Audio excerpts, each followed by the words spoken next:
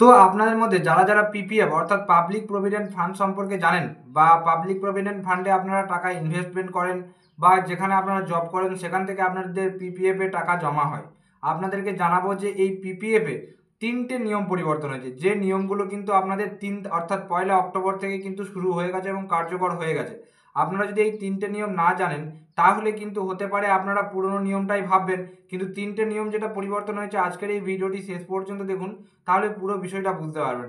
যে তিনটে নিয়ম নিয়ে আমরা আলোচনা করব সেটা আপনাদেরকে কিন্তু ভিডিওতে আপনারা দেখতে পারবেন। তো চলুন ভিডিওটি শুরু করা যাক। তো প্রথমেই যে নিয়মটি পরিবর্তন হয়েছে সেই নিয়মটি হচ্ছে, আপনার যদি অপ্রাপ্ত বয়স্ক আপনি থেকে থাকেন, অর্থাৎ আপনার বয়স যদি 18 বছর না হয়ে থাকে, তাও যদি আপনি পিপিএফ ব্যবহার করেন, তো সেক্ষেত্রে কিন্তু আপনার পিপিএফে যে সুদটা মিলবে সেই সুদটা হচ্ছে পোস্ট অফিসের সেভিংস অ্যাকাউন্টে সুদের হারের সমান। অর্থাৎ আপনার বয়স যদি 18 বছরের নিচে হয়ে থাকে তাহলে এখনো পর্যন্ত পিপিএফে আপনি 4% সুদ পাবেন, অর্থাৎ নতুন নিয়ম অনুযায়ী। কিন্তু যখনই আপনি পূর্ণবয়স্ক হয়ে যাবেন বা আপনার প্রাপ্তবয়স্ক হয়ে যাবে, অর্থাৎ 18 বছর যখন আপনি পার হয়ে যাবেন, সেক্ষেত্রে কিন্তু আপনার পিপিএফে যে সুদ পাওয়া যায় সেই সুদটা আপনি পাবেন, অর্থাৎ 7.1% কিন্তু আপনি সুদ তখন পাবেন। এটা হচ্ছে প্রথম নিয়ম। এবার দ্বিতীয় নিয়মটা বলছি, আপনারা শুনুন।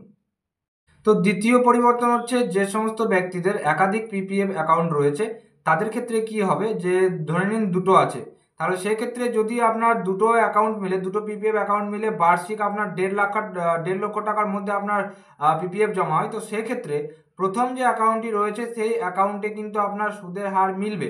কিন্তু দেখা গেল আপনার বার্ষিক 1.5 লক্ষ টাকার বেশি হয়ে গেল, সেক্ষেত্রে কিন্তু আপনার দ্বিতীয় যে পিপিএফ অ্যাকাউন্টটি রয়েছে সেক্ষেত্রে কিন্তু কোনো সুদের হার পাওয়া যাবে না। এবং দেখা গেল আপনার দুটোর বেশি বা তিনটে রয়েছে পিপিএফ অ্যাকাউন্ট, সেক্ষেত্রে কিন্তু তৃতীয় অ্যাকাউন্টটিতেও আপনি কিন্তু সুদের হার পাবেন না। এটা হচ্ছে দ্বিতীয় পরিবর্তন। এই পরিবর্তনটিও কিন্তু খুব গুরুত্বপূর্ণ, যেটা কিন্তু আপনাদের জানতে হবে। এবার হচ্ছে অনাবাসী ভারতীয়দের জন্য পিপিএফ অ্যাকাউন্টে নিয়ম পরিবর্তন। যারা এনআরআই হয়ে গিয়েছেন, যেমন কি আগে ভারতে ছিলেন তখন পিপিএফ অ্যাকাউন্ট খুলেছিলেন, কিন্তু এখন তারা আর ভারতে থাকেন না, অন্য জায়গায় অর্থাৎ বিদেশে থাকেন, এনআরআই হয়ে গেছেন, নন ইন্ডিয়ান রেসিডেন্ট হয়ে গেছেন, তাদের ক্ষেত্রে যে নিয়মটা হচ্ছে সেটা হচ্ছে এই যে 30শে সেপ্টেম্বর পর্যন্ত, সেই 30শে সেপ্টেম্বর পর্যন্ত কিন্তু তারা পোস্ট অফিসের সুদের হার অনুযায়ী অর্থাৎ 4% সুদ পাবেন। কিন্তু তারপর 30শে সেপ্টেম্বরের পর থেকে কিন্তু আর কোনো রকম সুদ তারা পাবে না।